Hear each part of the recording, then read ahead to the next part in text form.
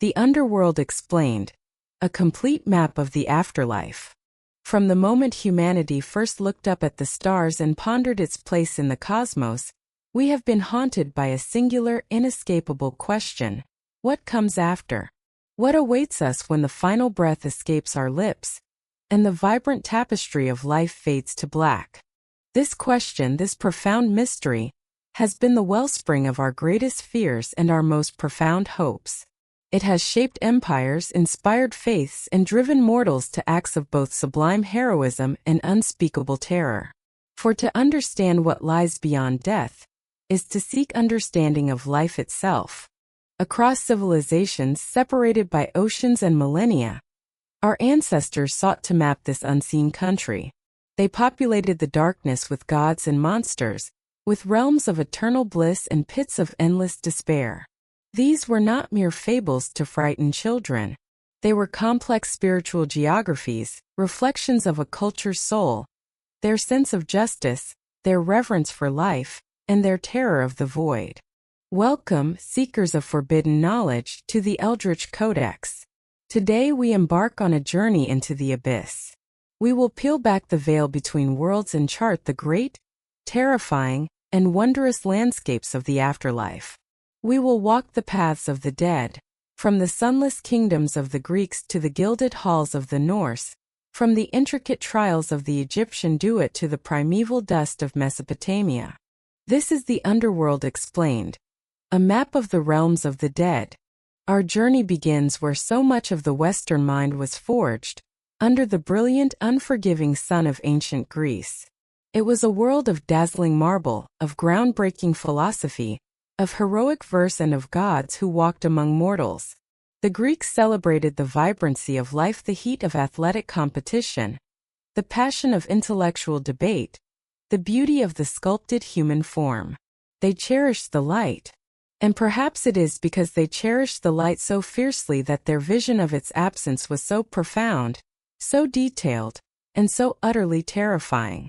Beneath this world of light and life, hidden deep within the secret places of the earth, lay another kingdom, a realm unseen by mortal eyes, a silent, sprawling empire of shadow and dust, from which no traveler, save a vanishing few, ever returned.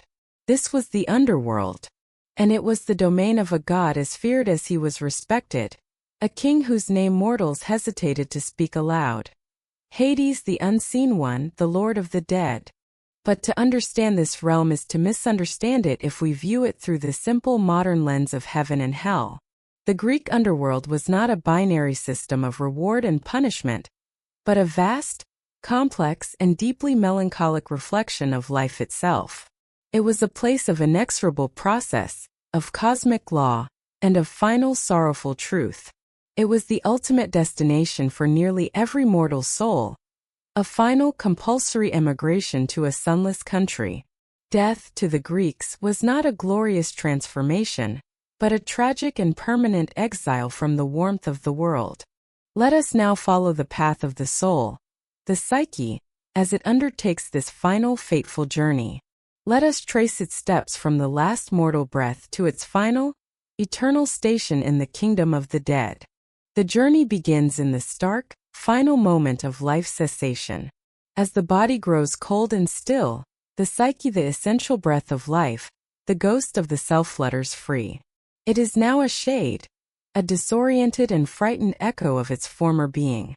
It is at this moment of transition that a guide appears. Not a grim skeletal reaper, but a divine and often merciful conductor, the god Hermes. In his role as Hermes Psychopompus, the guide of souls, the swift-footed messenger of the gods would descend to lead the newly departed. With his golden caduceus staff, he would gently coax the shades, gathering them into a whispering, rustling flock. He led them from the battlefields, from the sickbeds, from the quiet homes, and guided them along the dark and downward-sloping paths that led to the edge of the world. But this divine escort was only granted to those who had received their proper due from the living. The ancient Greeks held the rites of burial as one of their most sacred duties. To leave a body unburied, unmourned, and unhonored was a profound offense not only to the dead but to the gods themselves. The souls of the Adaphos, the unburied, could not find the path. They were condemned to wander the earth as restless, tormented ghosts, trapped between worlds until their bodies were finally laid to rest with the proper rituals. The washing of the body, the placement of a coin for passage, and the lamentations of their kin. This belief underscores a core tenet of the Greek mind, that our place in the cosmos, even in death, is secured by memory and by the duties of our community. For those who were properly honored, Hermes would lead them to the great final boundary, a landmark whose name has echoed through millennia as a synonym for death itself: the river Styx. This was no ordinary river. The Styx, the river of hate, was a primordial power, a goddess in her own right.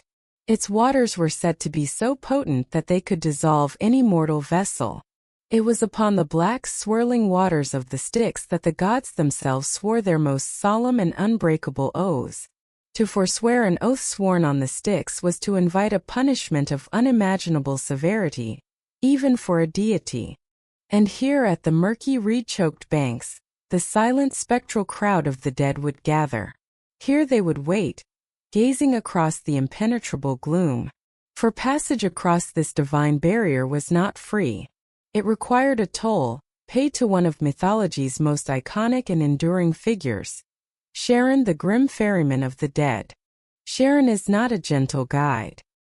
He is depicted as a gnarled, irascible, and unkempt old man, his eyes burning with a cold fire, his temper short and his purpose absolute. For untold ages, his sole task has been to pole his skiff across the black waters, bearing the souls of the dead to their kingdom. But he works for pay. He would only allow passage to those souls who could offer him his fee, single obelisk or dannic, a small coin that had been placed in or on the mouth of the deceased by their family. This single coin represented the final, tangible link between the world of the living and the journey of the dead. It was a symbol of love, of duty, and of a peaceful transition. For those souls whose families had failed them, or who had died alone and destitute, Charon was implacable. He would drive them away from his boat with his oar, leaving them to a terrible fate. They were doomed to wander the banks of the Styx as forlorn shades for 100 years, their ceaseless, whispering laments forming a tragic chorus on the edge of eternity. But the Styx was not the only river that carved its path through the bleak landscape of the underworld. For other rivers flowed through Hades, each representing a different facet of death and sorrow. There was the Acheron, the river of woe, whose murky, sluggish waters were a tributary to the Styx. There was the Cocytus, the river of wailing, formed from the tears of the damned. There was the Phlegethon, the river of fire, a torrent of pure flame that coiled around the deepest pit of the underworld, yet gave off no light, only heat. And finally there was the Lethe, the river of forgetfulness. Its gentle, milky waters offered a final, merciful oblivion to the souls who drank from it, wiping away the memories and sorrows of their former lives, preparing them for the mindless eternity of the asphodel meadows. Once a soul had paid Charon and crossed the Styx, their ordeal was far from over. As they disembarked on the far shore, they would be met by a sound that could freeze the blood of any living creature, a ferocious, earth-shaking roar. For the very gates of Hades were guarded by a beast born of primordial nightmares. Cerberus, the monstrous, three-headed hound of the underworld. Cerberus was no mere dog. He was a titan of a beast, the offspring of the monsters Typhon and Echidna. Each of his 3 heads possessed jaws that could crush bronze, and his roar was a cacophony of terror. His mane was not of fur, but of writhing, hissing snakes, and from his drooling mouth dripped a black, venomous saliva. Cerberus served a crucial dual purpose. His terrifying presence was brutally effective at preventing any living mortal from daring to enter the kingdom of the dead uninvited. But more importantly, he was the ultimate jailer. He ensured that no soul who entered the underworld could ever claw its way back out into the light. His 3 heads faced outward, eager to greet new arrivals, but ever watchful to prevent escape. Only a handful of the greatest heroes and demigods ever managed to overcome this formidable guardian. The mighty Heracles, as his final and most terrifying labor, wrestled Cerberus into submission and dragged him to the world above, an act of such impossible strength that it secured his immortal fame. The divinely talented musician Orpheus did not use force, but lulled the beast's 3 heads to sleep with the mournful, enchanting music of his lyre. The Trojan hero Aeneas, guided by the prophetess Sibyl, pacified the beast by feeding it a drugged honey cake, allowing them to slip past while it slept. These exceptions only served to prove the absolute rule of Cerberus's guard. For the ordinary soul there was no passage back. The gatekeeper was absolute. Beyond the gates and the terrifying presence of Cerberus, the soul would enter the vast, open plains of the underworld proper.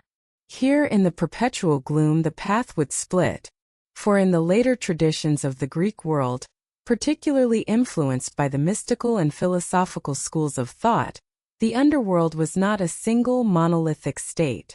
It was a realm of divine justice, where a final accounting of one's life would determine their eternal destination. The newly arrived shades would be brought before a tribunal of 3 august and incorruptible judges. These were not gods, but men who had been so renowned for their wisdom, piety, and sense of justice in their mortal lives that they were granted this solemn honor in death. There was Minos, the former king of Crete, who had once received laws directly from Zeus. There was his brother Rhadamanthus, who had ruled justly over the Cyclades Islands. And there was Aeacus, a king of Aegina so righteous that he had once been called upon to settle disputes among the gods themselves. Before this panel the soul would stand, stripped of its earthly wealth, status, and power. Here a king stood no taller than a pauper. The judges, with their profound insight, would look into the heart of the soul and weigh the totality of its life, its triumphs and failures, its acts of kindness and cruelty, its courage and its cowardice. And based on their unanimous verdict, the soul would be dispatched to one of 3 distinct regions to spend the rest of eternity. For the vast, overwhelming majority of humanity, those who had lived lives neither of exceptional virtue nor of unforgivable sin, the path led to the asphodel meadows. This was the very picture of neutral, passionless eternity. It was a vast gray shadowy plain, covered in endless fields of pale, ghostly asphodel flowers. Here the souls of the ordinary, the farmers, the soldiers, the merchants, the artisans would drift aimlessly. They were reduced to mere shades, bereft of mind, personality, and ambition. They would twitter and squeak like bats, recognizing their former friends and relatives but having nothing to say, no memories to truly share. This was not a punishment, but a bleak and tragic fate nonetheless. It represented one of the deepest fears of the Greek psyche. The loss of self, the loss of identity, the loss of kleos or glory. To be forgotten, to become a mindless, fluttering shade, was a terrifying prospect. In Homer's Odyssey, when the hero Odysseus journeys to the underworld, he speaks with the shade of the great Achilles. Odysseus hails him as a king even among the dead. But Achilles' reply is one of the most poignant lines in all of literature. Do not speak to me soothingly about death, glorious Odysseus. I would rather be a serf on earth, serving another man with no land and little to live on, than be a king over all these perished dead.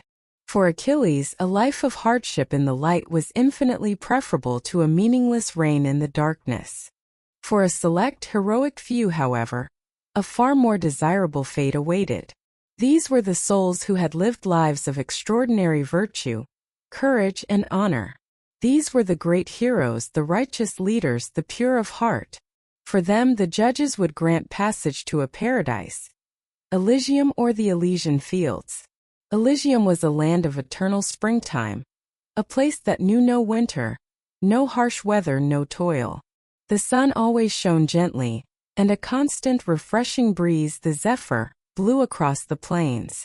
Here the blessed souls, the Eligioi, lived a life of perfect leisurely bliss. They would spend their days in song, dance, athletic contests, and philosophical discussion, enjoying the best aspects of life without any of its pain or sorrow. It was the ultimate reward for a life well lived. a place of honor where heroes like Menelaus and Cadmus could find their eternal rest. But if Elysium was the dream of a virtuous life, there was another place that was the nightmare of a wicked one. This was the final destination for those who had committed the most heinous crimes against the gods and humanity. This was Tartarus. Tartarus was not merely a region of the underworld. It was a separate, primordial entity, a great, yawning abyss located as far beneath Hades as the earth is beneath the heavens. Homer described it as a pit with gates of bronze and a threshold of iron, a cosmic dungeon of ultimate security.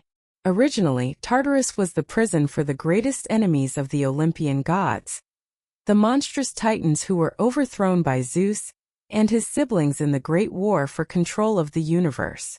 In time, however, Tartarus became the place of eternal, agonizing punishment for mortals whose sins were so profound, whose hubris was so great, that they offended the very fabric of cosmic order. Here, divine justice was not swift, but eternal, and the punishments were tailor-made to reflect the crime. And from this abyss come some of the most tragic and cautionary figures in all of mythology. Here we find Tantalus, a Lydian king who was once a favored friend of the gods, even invited to dine at their table on Mount Olympus. In a grotesque act of arrogance, he decided to test their omniscience. He murdered his own son, Pelops, and served him to the gods in a stew. The gods, all but one, immediately recognized the horrific nature of the meal. For his abomination, Tantalus was condemned to stand for eternity in a pool of cool, clear water, beneath the branches of a tree laden with luscious, ripe fruit. But this was a scene of exquisite torture. Whenever he bent his head to quench his parching thirst, the water would recede into the earth. And whenever he reached up a hand to pluck the tantalizing fruit, the branches would be swept just out of his reach by the wind. He was thus doomed to an eternity of unquenchable thirst and gnawing hunger, with relief always in sight but forever unattainable. From his fate, we derive our word tantalize. Not far from him, we would see another king, Sisyphus of Corinth. Sisyphus was famed for his cleverness and cunning, a trait that led him to unparalleled hubris. He was a trickster who believed he could outwit the gods and even death itself. When his time came, he managed to trick and imprison Thanatos, Death himself. For a time, no one on earth could die. After this was rectified, and Sisyphus was in the underworld, he enacted a second trick, convincing Persephone to let him return to the surface for a short time to arrange for his own proper burial, a promise he promptly broke, living to a ripe old age. For this repeated defiance of the natural order, Zeus himself devised his punishment. Sisyphus was condemned to an eternity of pointless, agonizing labor. His task was to push a colossal boulder up a steep hill. With every fiber of his being, he would strain, his muscles screaming, sweat pouring from his brow, as he inched the great stone towards the summit. But in the moment of ultimate effort, just as he was about to succeed, the boulder would slip from his grasp and thunderously roll all the way back down to the bottom. He would then have to trudge back down the hill and begin his meaningless task anew forever. His story has become the ultimate allegory for futile, repetitive struggle against the absurd. Nearby, another soul endures a different kind of eternal motion. This is Ixion, a king who was the first man to shed kindred blood. Pardoned by Zeus, he was invited to Olympus, but instead of showing gratitude, he was consumed with lust for Zeus's own wife, the queen of the gods, Hera. Zeus, aware of his intentions, fashioned a cloud in the shape of Hera, and Ixion, blinded by his arrogance, lay with the cloud, boasting afterward of his conquest. For this ultimate act of betrayal and impiety, his punishment was absolute. He was bound by Hermes to a great winged fiery wheel, which revolves for all eternity, spinning through the depths of Tartarus in a ceaseless, dizzying torment. These figures, the great sinners of myth, serve as eternal warnings. They illustrate the Greek belief that certain crimes defying the gods, betraying hospitality, breaking the sacred bonds of family were so egregious that they demanded a punishment that was not only eternal, but also poetically just. Yet, for all its structure, its judges and its divisions, the realm of Hades is ultimately defined by its ruling couple, a pairing born of abduction and sorrow that came to represent a profound and powerful balance. The story of Hades and Persephone is the central myth of the underworld. Hades, the eldest brother of Zeus and Poseidon, had drawn the short straw when the universe was divided. While his brothers took the glorious sky and the teeming sea, he was given the grim, sunless domain of the dead. He ruled his kingdom justly but without joy, a solitary and feared figure. One day he saw Persephone, the daughter of his sister Demeter, the goddess of the harvest. Persephone was the embodiment of spring, a joyful, vibrant maiden gathering flowers in a meadow. Consumed by a rare passion, Hades burst forth from a chasm in the earth in his golden chariot and abducted her, pulling her down into his dark kingdom to be his queen. Persephone's mother, Demeter, was driven mad with grief. She neglected her duties, and the earth grew barren. Crops failed, famine spread, and humanity faced extinction. Finally, Zeus was forced to intervene. He commanded Hades to release Persephone. Hades agreed, but before she left, he offered his queen a final gift: a pomegranate. Famished, Persephone ate a few of the seeds. It was a fateful act, for anyone who consumed the food of the underworld was bound to it forever. A compromise was reached. Because she had eaten the seeds, Persephone was bound to Hades and his realm. But because of Demeter's grief, she would not have to stay forever. For 2/3 of the year she could return to the world above, bringing with her the spring and summer, allowing the earth to flourish. But for the remaining third, the winter months, she had to return to the underworld and take her place on the throne beside her husband as the formidable queen of the dead. This myth explains the changing of the seasons, but it also paints a complex portrait of the underworld's rulers. Hades is not simply a villain, but a lonely king who acts out of a desperate desire for companionship. And Persephone undergoes a profound transformation. She is both Kore, the innocent maiden of the spring, and Persephone, the dread queen of the underworld, a powerful and awe-inspiring figure who comes to rule her domain with a solemn wisdom that matches her husband's. No tale encapsulates the sorrow and finality of Hades' realm more than the tragedy of Orpheus and Eurydice. Orpheus was the greatest musician the world had ever known. When he played his lyre and sang, rivers would halt their flow, trees would bend to listen, and wild beasts would lie down peacefully at his feet. His love for his wife, the nymph Eurydice, was as beautiful as his music. But on their wedding day, tragedy struck.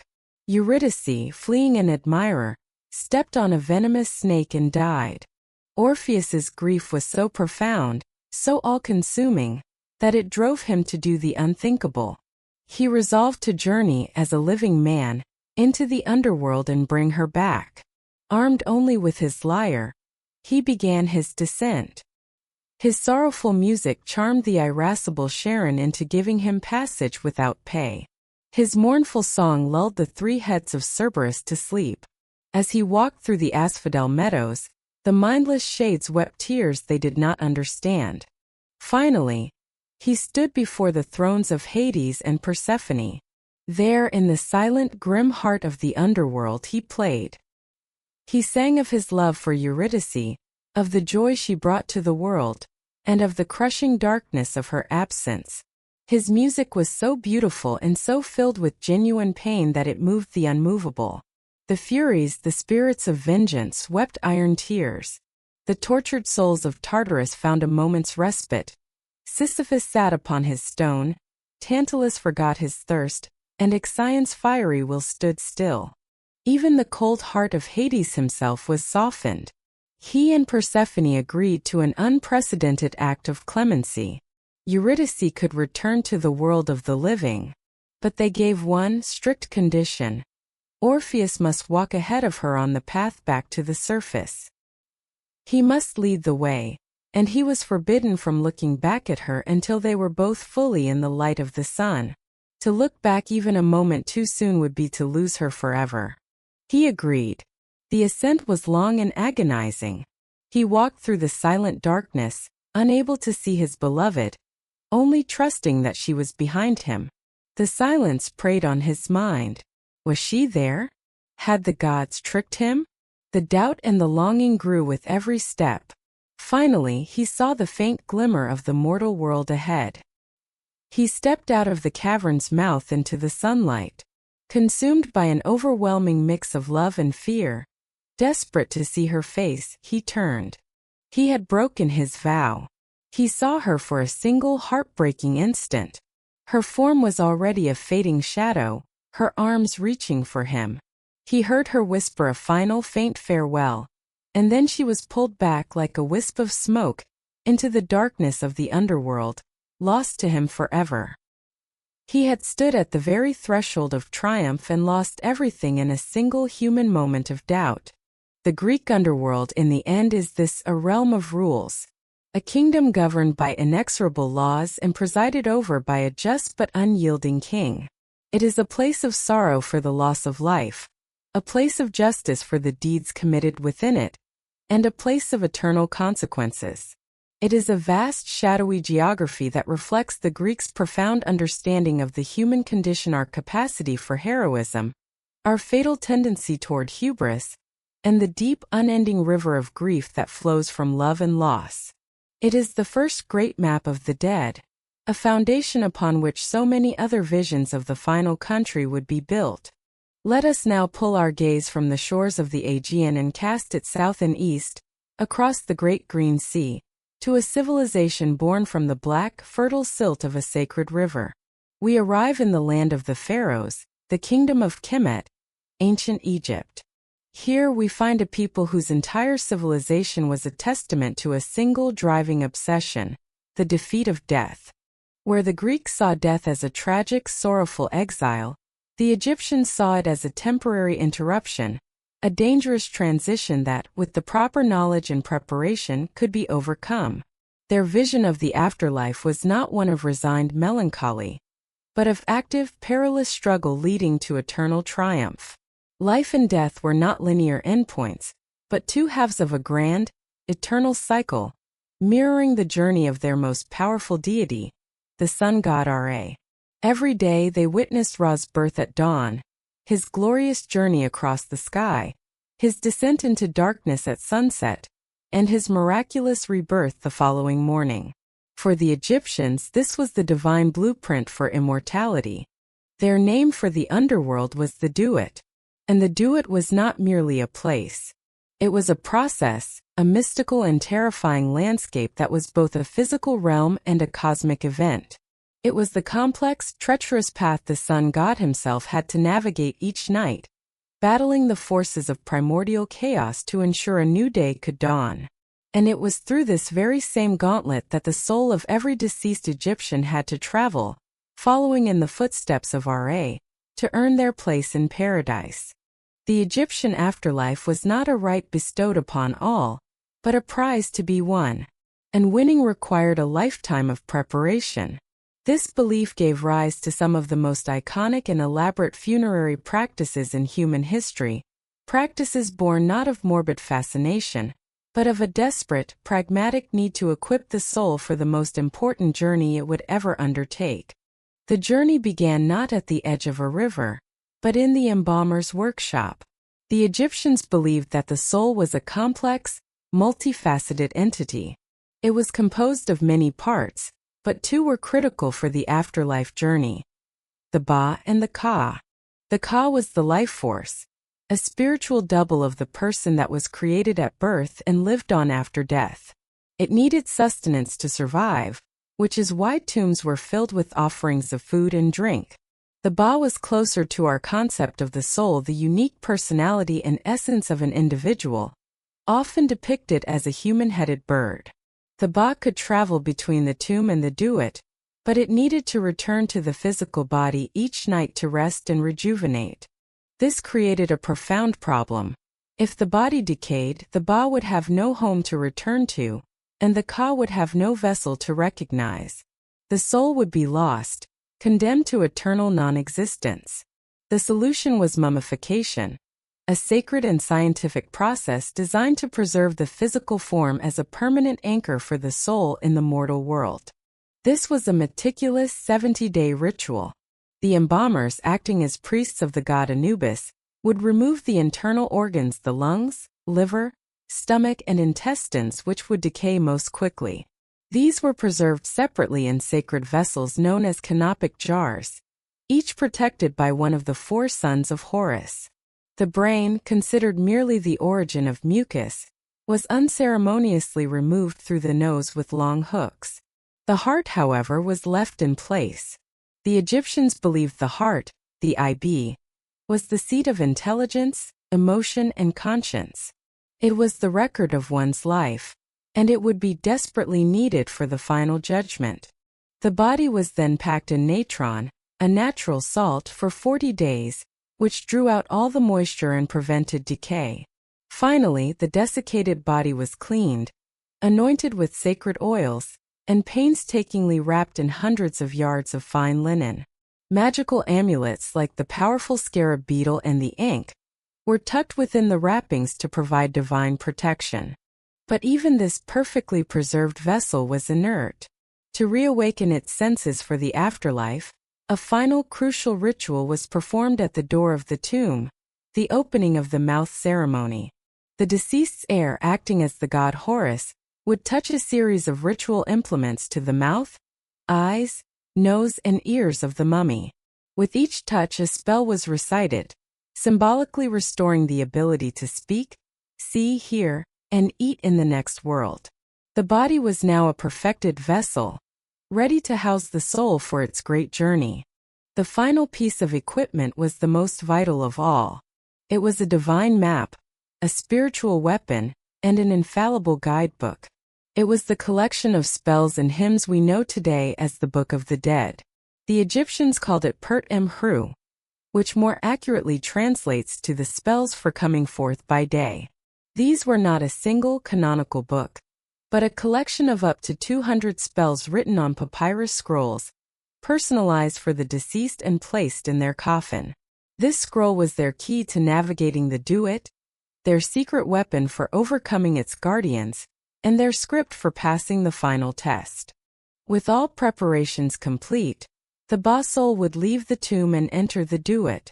The journey was structured as a passage through the 12 hours of the night, each hour representing a different region of the underworld with its own unique geography, inhabitants, and terrors.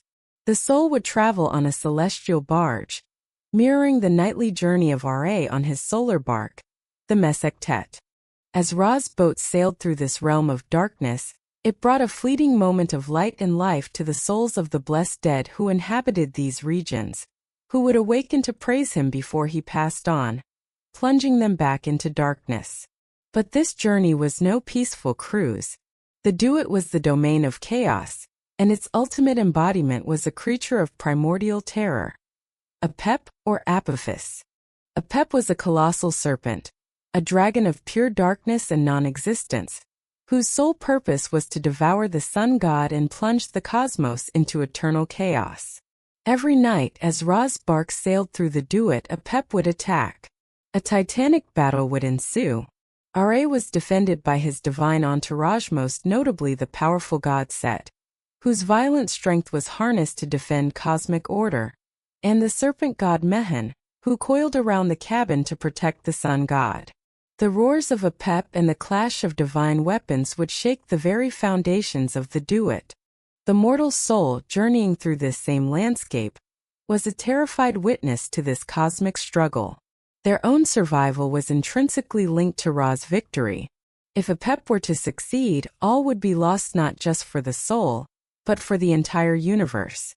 But the threat of Apep was not the only danger. The path through the 12 hours was barred by a series of massive gates, typically numbered between 7 and 21. Each gate was guarded by a terrifying, knife-wielding demon with a monstrous form and a cryptic name, names like He Who Lives on Serpents or Blood Drinker from the Slaughterhouse. To pass, the deceased could not fight their way through. They had to use the knowledge from their Book of the Dead.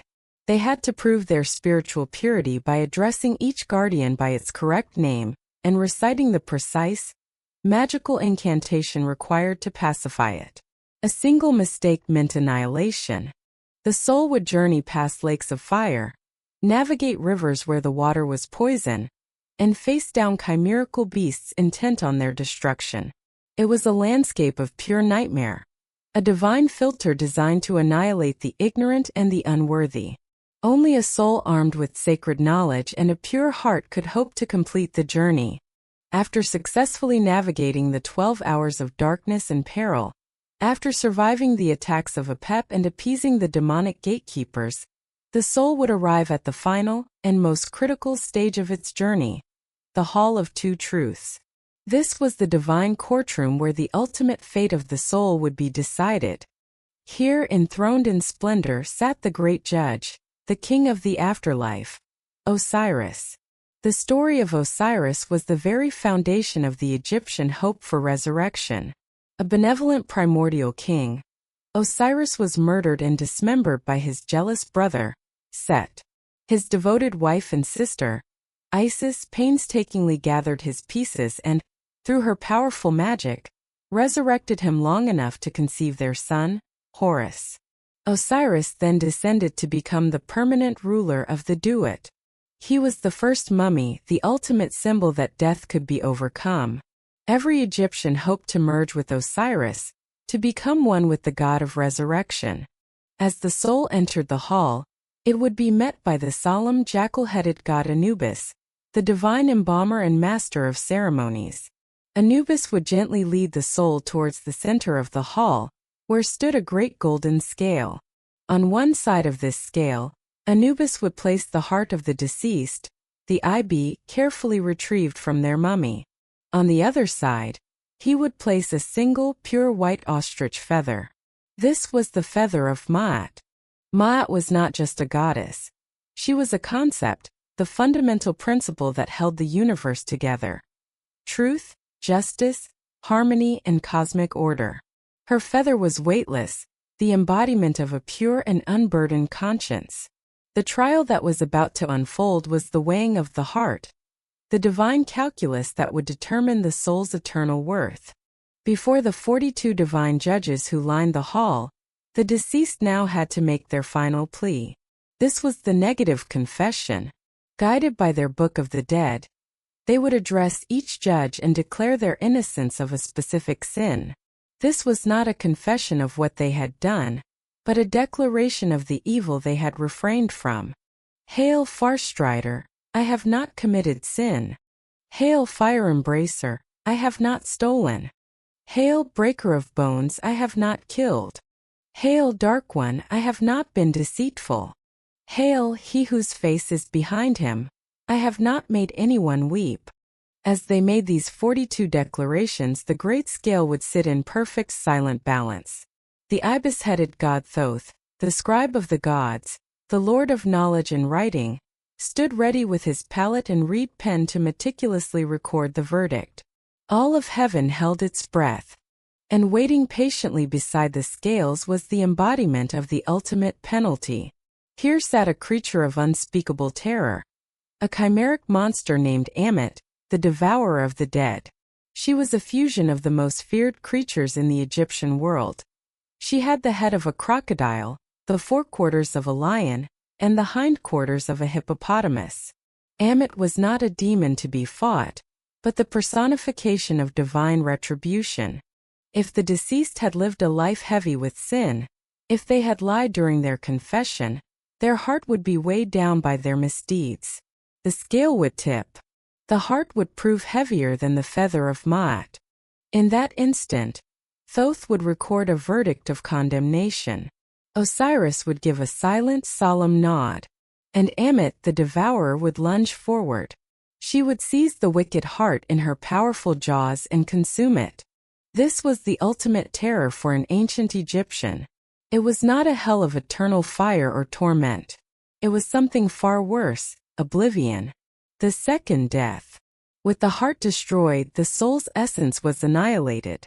The Ba and Ka had no anchor. The individual was erased from existence, their journey over, their being utterly and completely unmade. They would have no place in Aru, no memory among the living, no existence among the dead. They would simply cease to be. But if the deceased had lived a virtuous life, if they had spoken the truth, their heart would be light and unburdened. It would balance perfectly against the pure white feather of Ma'at. In that moment a cheer would rise from the assembled gods. Thoth would declare the soul Ma'keru, true of voice, vindicated. The great god Horus, son of Osiris, would then take the blessed soul by the hand and lead them forward to the throne of his father. Osiris would welcome them, accepting them into his eternal kingdom. Their perilous journey was over. They had passed the test. They had defeated the darkness. Their reward was paradise. Aru, the field of reeds. Aru was the Egyptian heaven. And it was a perfected, idealized reflection of the life they had known and loved along the Nile. It was a land of eternal springtime, of lush, bountiful fields that yielded harvests of impossible size. There were cool, flowing waterways, shady sycamore trees, and an abundance of food and drink. Here the blessed soul, now a transfigured spirit known as an Ak, would live for eternity in peace and plenty. They would not be idle. They would plow, sow, and reap in these perfect fields, but without the toil, pain, or hardship of their mortal lives. They would be reunited with their family and loved ones who had also been judged worthy. They would feast with the gods, sail with Ra on his solar bark, and enjoy an existence of eternal blissful order. The Egyptian vision of the underworld is therefore one of profound moral and cosmic optimism. It is a universe where chaos is a constant threat but where order, through virtue and knowledge, can always triumph. The pyramids, the tombs, the mummification, the complex rituals all were part of a national multi-generational project designed to ensure that the journey through the darkness of the Duat would end not in oblivion, but in the glorious eternal light of the field of reeds. It was a testament to a civilization that refused to accept death as an end, but instead saw it as the ultimate challenge, the final great adventure on the path to becoming eternal. We now turn our ship of souls northward, leaving the warm, predictable lands of the south behind. We sail into the biting winds and the cold mists of the north, to the world of the Norsemen. Here, among the jagged coastlines and deep forests of Scandinavia, we find a people forged by hardship, a culture defined by struggle, and a vision of the afterlife that is as stark, brutal, and glorious as the world they inhabited. Forget the meticulous moral calculus of the Egyptians, with their scales of truth. Forget the judicial process of the Greeks, with their panel of righteous kings. For the Norse, the final destination of the soul was not determined by a lifetime of virtue or vice, by kindness or cruelty. It was determined by a single defining factor: the manner of one's death. In a society that revered strength, courage, and the pursuit of glory, a reputation that would outlive the body, the way one met their end was the ultimate testament to their life's worth. To die peacefully in one's bed, succumbing to old age or sickness, was known as a stoi, a sickness death, or more scornfully, a straw death. It was seen as an inglorious, pitiable fate. For the vast majority who met such an end, the farmers, the merchants, the women, the children, and the warriors who grew too old for the battlefield, the path led downwards, to a grim and chilling realm. This realm was called Helheim, the domain of hell, and it was presided over by a goddess as formidable and terrifying as her name would suggest. This was Hel, one of the three monstrous children of the trickster god Loki and the giantess Angerboa.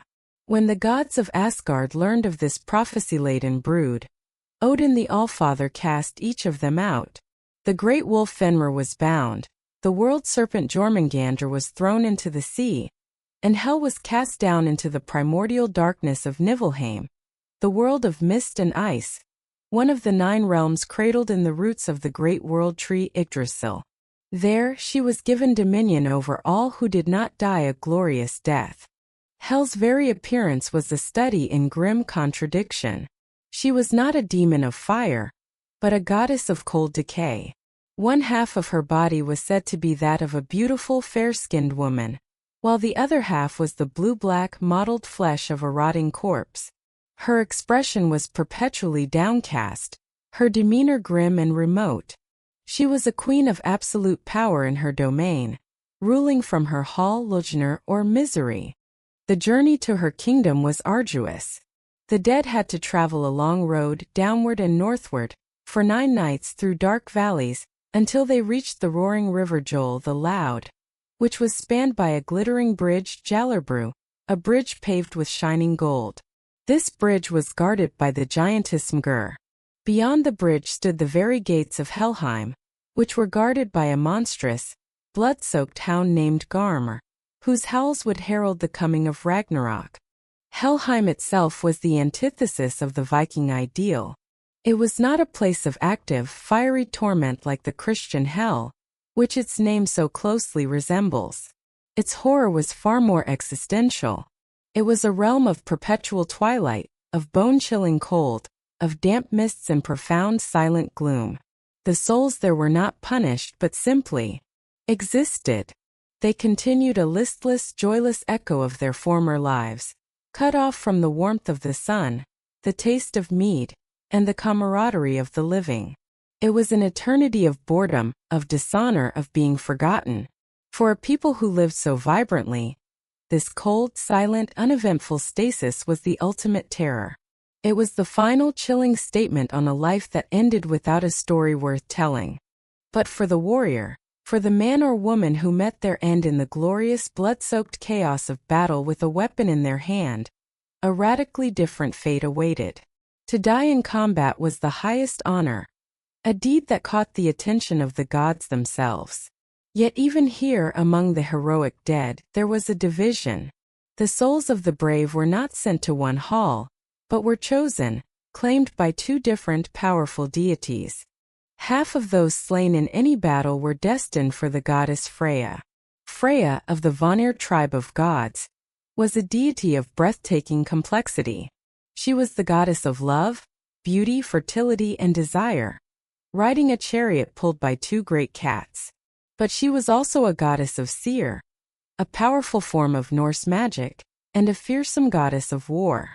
It was said that she would ride over the battlefields, often before even Odin's choosers arrived, and she would take her first pick of the heroic slain. She would gather these souls and bring them to her own celestial realm in Asgard, a great and beautiful meadow known as Folkvanger, the field of the people or army field. In the center of this field stood her magnificent hall Sessrumner, the hall of many seats. While the Norse sagas are less detailed about the daily life in Folkvanger compared to its more famous counterpart, it was unequivocally a paradise for warriors. It was a place of honor, rest, and joy, where the chosen heroes would live in the company of the beautiful and powerful goddess who had personally selected them for their valor. To be chosen by Freya was an immense honor, a testament to a warrior's prowess and courage. The other half of the glorious dead, perhaps the most famous warriors in all of mythology, were destined for the hall of the Allfather himself, the grim, one-eyed god of wisdom, war, and death, Odin. And these souls were not merely collected. They were hand-selected by his personal agents of death and glory, the fearsome and beautiful Valkyries. The Valkyries, the choosers of the slain, were divine shield maidens. They would descend from the heavens onto the battlefield, their armor flashing like lightning, their spear points glowing with an eerie light. They were the weavers of fate, who would decide who lived and who died in the battle, and from the fallen, they would choose the most courageous, the most ferocious, the most worthy. Lifting these chosen souls, the Einherjar, from the carnage, they would carry them up, past the clouds, to the very heart of Asgard, the realm of the gods. Their destination was the ultimate warrior's afterlife, a hall so immense and majestic its name rings with eternal glory. Valhalla. Valhalla, the hall of the slain, was a paradise beyond a warrior's wildest dreams. It was a building of impossible scale and martial splendor. Its great roof was not tiled with slate, but tiled with gleaming golden shields. Its rafters were not made of timber, but of polished, unbreakable spears. The benches within were not covered in cloth, but were strewn with the finest chainmail coats of armor. The hall was so vast it was said to have 540 doors, each wide enough for 800 warriors to march through, shoulder to shoulder.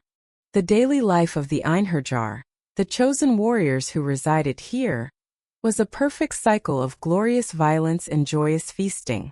Every morning at dawn, they would arm themselves with the finest weapons and armor and march out into the great fields of Asgard.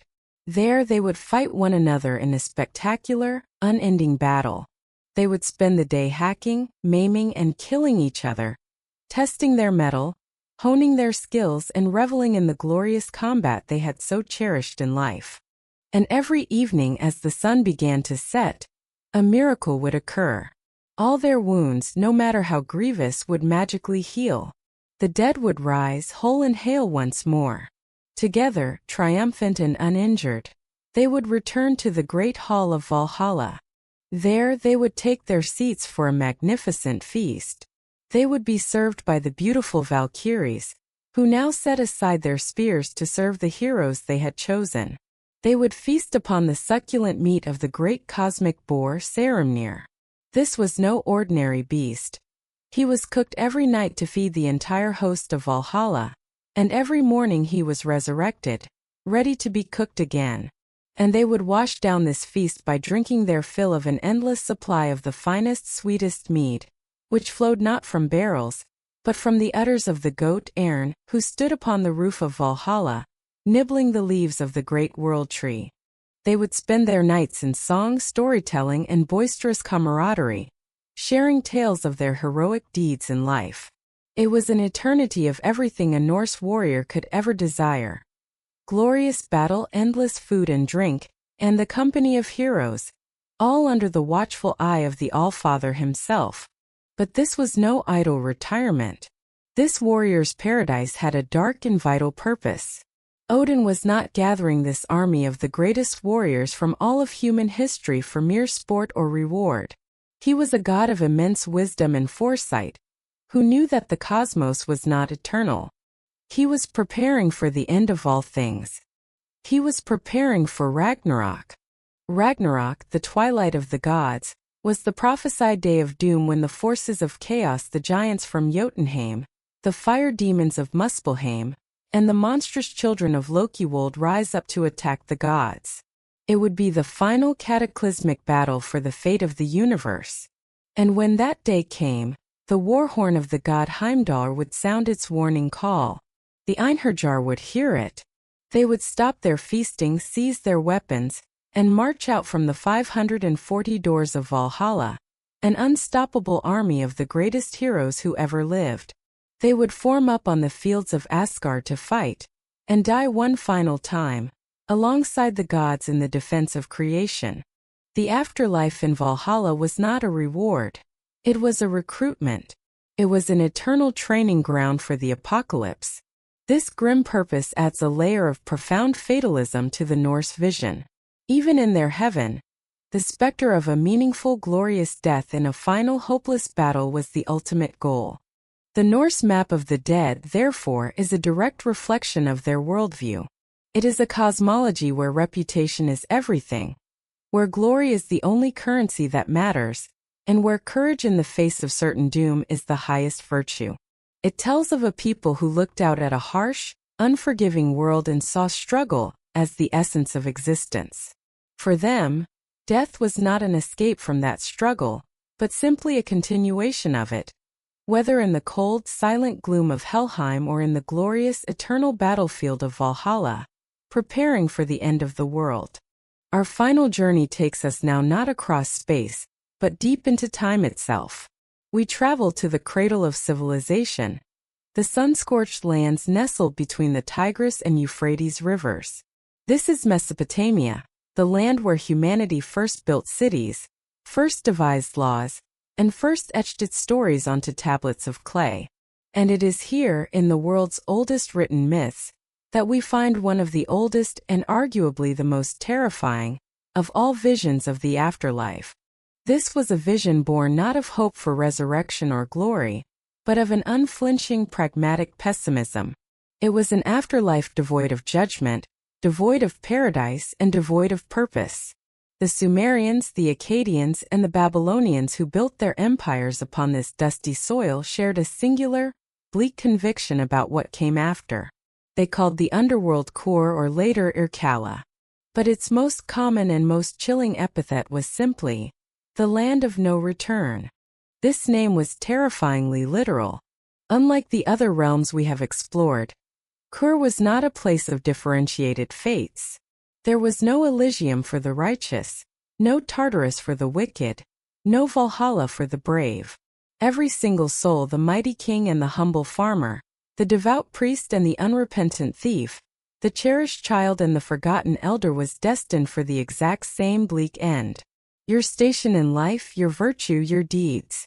They meant nothing. The road to the underworld was a one-way path, and it led all of humanity to the same lightless destination. So what was this place? Kur was envisioned as a vast, dark, dreary cavern located deep beneath the surface of the earth, below the foundations of the world. It was sometimes called the Great City, but it was a city of dust and shadows, a sprawling, silent metropolis of the dead. Its gates were perpetually barred, and its defining characteristic was an eternal, choking thirst and a profound, oppressive gloom.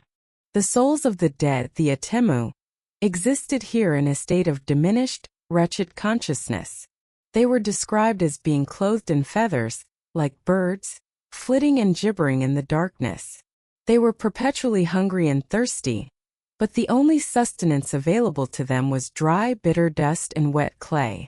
This image is one of profound horror, the dead scraping at the dry earth to feed themselves for all eternity. The only relief from this grim diet came from the world above. Pious relatives on earth would perform rituals, pouring libations of water or beer onto the ground, hoping that some essence of it might trickle down and offer a moment's moisture to the parched throats of their departed kin. This underworld was a cosmic prison, governed by a goddess as formidable and grim as her domain, the great Queen Ereshkigal. Her name means Queen of the Great Earth, and she was the absolute, unchallenged monarch of the dead. Ereshkigal was not a figure of active evil like a later devil or demon. She was a figure of implacable law.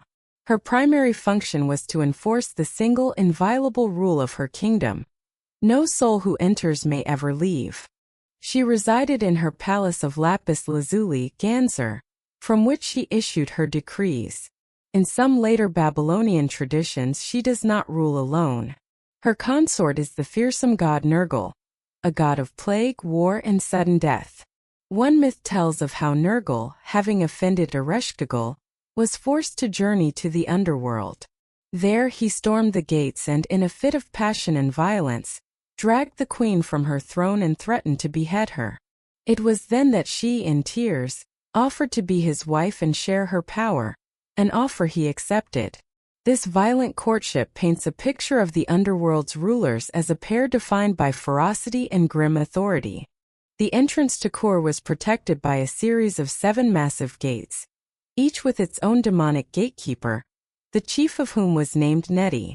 These 7 gates served a crucial purpose, not to keep the living out, but to ritually strip anyone who dared to enter of everything that made them who they were. This process, the systematic unmaking of the self, is vividly and terrifyingly illustrated in one of the world's oldest and greatest epic myths, the descent of Inanna. Inanna, known to the Babylonians as Ishtar, was the Sumerian queen of heaven. She was the goddess of love and beauty, of fertility and the harvest, but also of strategic warfare and political ambition. She was vibrant, powerful, sensual, and alive, the absolute antithesis of her older sister Ereshkigal.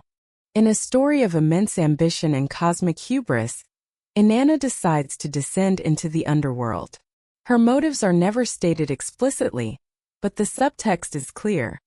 She wishes to conquer it, to extend her own power into her sister's domain, and become ruler of both the heavens and the earth below.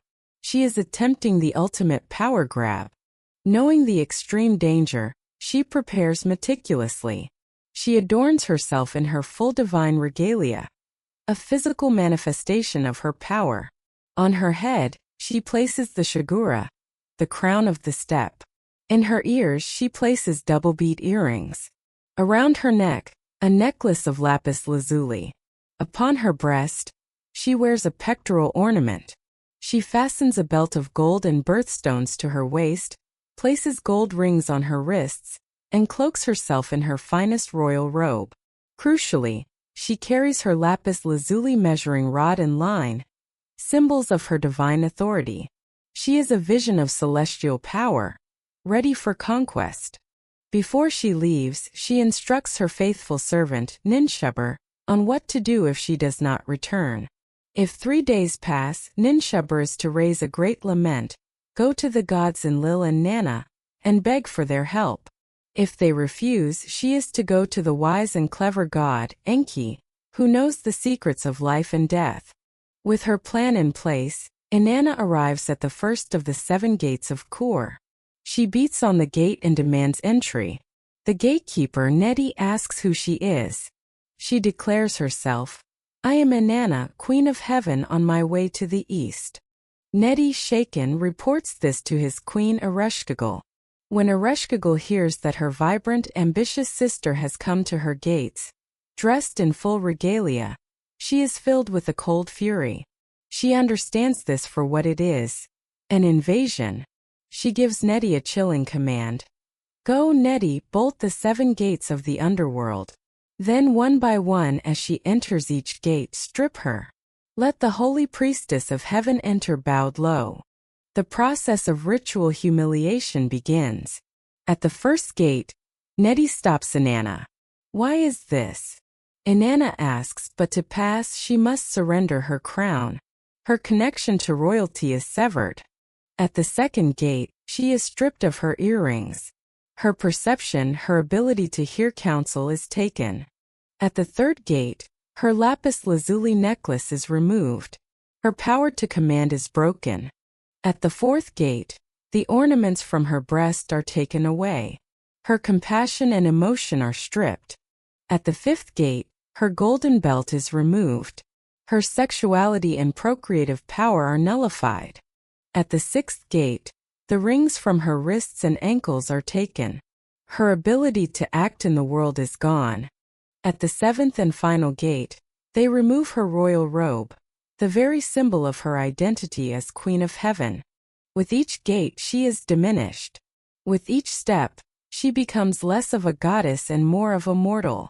Finally, she is pushed through the last gate, naked and bowed low, into the throne room of her sister. Her power is gone. Her identity is erased.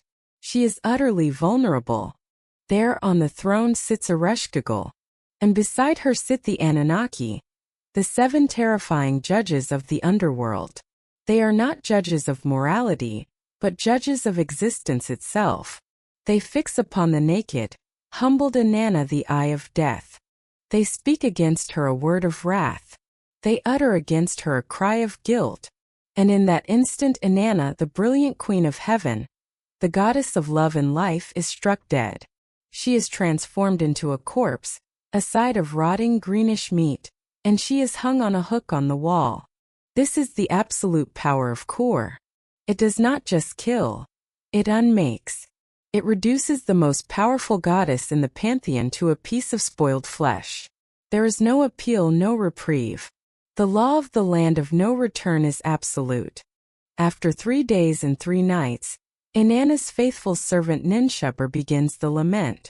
She goes to the great gods, but they refuse to help, saying Inanna brought this upon herself by breaking the cosmic rules. Finally, as instructed, she goes to the clever god Enki. Enki, troubled by the loss of the goddess of life, devises a plan. From the dirt under his fingernails he fashions 2 small sexless creatures, the Kurgara and the Galater. He gives them the food of life and the water of life and sends them as flies into the underworld. Because they are not truly male or female, they can slip past the gates unnoticed. He instructs them to find the suffering Ereshkigalho is now groaning in sympathy pains for all the life that has stopped in the world above, and to moan with her. When she offers them a reward, they are to ask only for the corpse hanging on the hook. The creatures do as they are told. They find Ereshkigal in agony, and they echo her groans. Moved by their empathy, she offers them a gift. They ask only for the corpse. Annoyed but bound by her word, Ereshkigal agrees. The creatures sprinkle the food and water of life on Inanna's body, and she is resurrected. But even now, the law of the underworld cannot be broken. The Anunnaki seize her and declare, "No one ascends from the underworld unmarked. If Inanna is to leave, she must provide someone to take her place."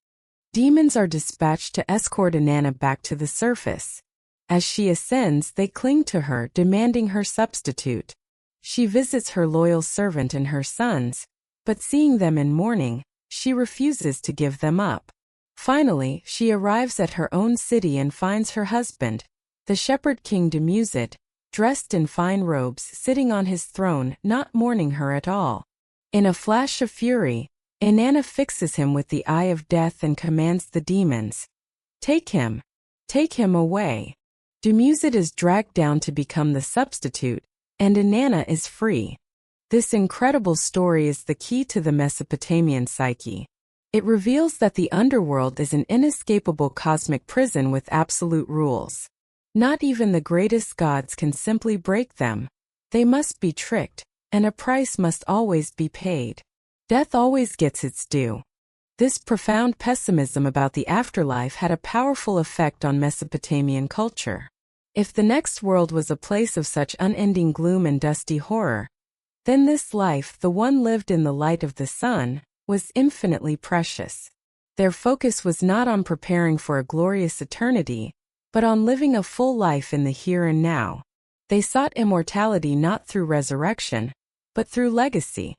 Through building great cities, through writing epic poems like the story of Gilgamesh, through creating laws, and through the children who would remember their name. The Mesopotamian vision is a chilling reminder of a world without divine reward. It is a stark primal view of death as a final, democratic, and deeply sorrowful end. It stands as the ancient dark foundation upon which all other maps of the dead were built, a terrifying, dust-filled baseline from which humanity would spend millennia trying to imagine a better fate. From the dust of the land of no return we now draw back. From the bleak, lightless plains of Kor, the glorious halls of Valhalla, the perilous darkness of the Duat, and the sorrowful shores of the river Styx, our journey through the final country comes to an end. We have walked the paths of the dead, traced the shorelines of their rivers, and stood before their grim judges and their silent kings. And in doing so, we have discovered that these ancient maps of the afterlife were never just about the dead. They are, and have always been, about the living. Each map is a mirror, held up to the culture that conceived it, reflecting their deepest values, their greatest fears, and their most profound hopes.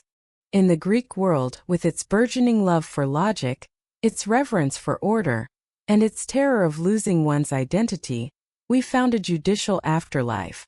We saw a kingdom of sober process and categorized fates, where the shades of the ordinary faded into gray neutrality in the asphodel meadows, the heroic feasted in the eternal sunlight of Elysium, and the wicked suffered punishments of exquisite, poetic justice in the depths of Tartarus. Their underworld was a cosmic courthouse, a final accounting for a life lived with or without honor. In Egypt, a civilization built on the unshakable foundation of cosmic order, we found an afterlife that was an extension of that principle. It was not a given, but a prize to be earned through a life of virtue and, crucially, through meticulous ritual preparation. The journey through the Duat was a divine test of character and knowledge, culminating in the weighing of the heart against the feather of Ma'at. Their underworld was a meritocracy, where truth and purity were the only keys to the eternal paradise of the Field of Reeds, and where failure meant utter, absolute oblivion. In the cold, harsh lands of the Norsemen, we found an afterlife forged in the crucible of a warrior ethos.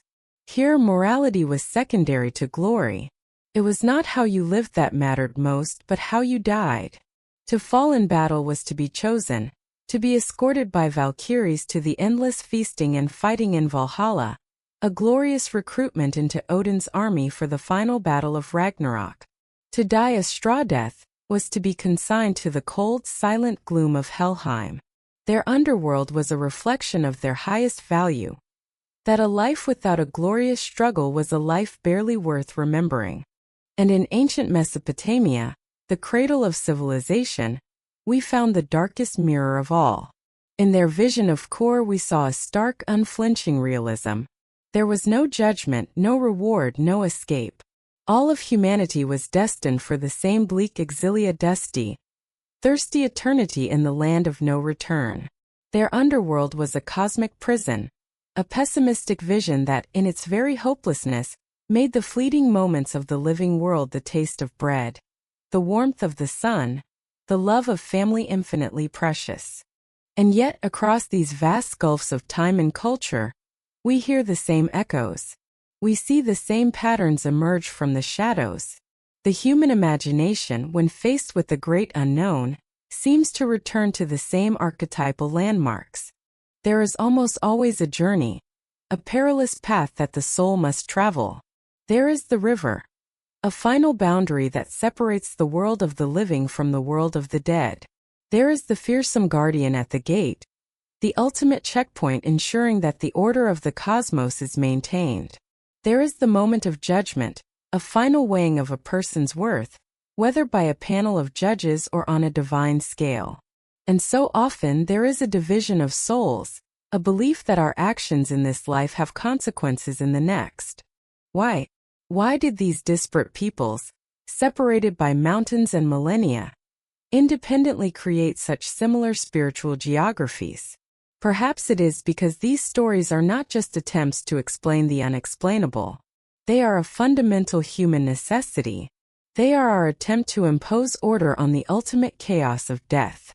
They are a profound declaration that life is not random, that our choices matter, and that there is a justice that transcends the grave. They are a refusal to believe that a human life, with all its love, its struggle, its joy, and its pain, can simply vanish into silent, meaningless nothingness. Today we look into the darkness with different tools. Our telescopes peer into the birth of galaxies, and our microscopes reveal the intricate dance of life within a single cell. We have mapped the genome and walked on the moon. We may feel that we have outgrown these ancient myths, that they are merely the fantastic stories of a less enlightened age. But have we? Has our science, for all its power, answered the singular haunting question that gave birth to these realms? What comes after? These myths, these maps of the realms of the dead, are more than just stories. They are our inheritance. They are the collected wisdom, the shared anxieties, and the desperate, defiant hopes of 1,000 generations who stood exactly where we stand now, gazing into the same impenetrable darkness. They remind us that to be human is to live with this question, to grapple with our own mortality, and to search for meaning in the face of our own impermanence. They are a testament to the enduring, indomitable power of the human spirit, the spirit that looks into the abyss, not with empty terror, but with a courageous imagination, and dares to draw a map. Thank you for joining us on this expedition through the shadowed lands of the dead. It is in understanding these ancient visions that we can better understand the civilizations that created them, and perhaps even ourselves. If you wish to continue exploring the forgotten corners of mythology, history, and arcane lore, be sure to subscribe to the Eldritch Codex. Ring the bell for notifications, so that you never miss a new entry in our chronicles. We are guided by your curiosity. Leave a comment below and tell us which other myths, which other lost worlds or ancient mysteries, you wish for us to investigate next. Your suggestions help us chart our next course.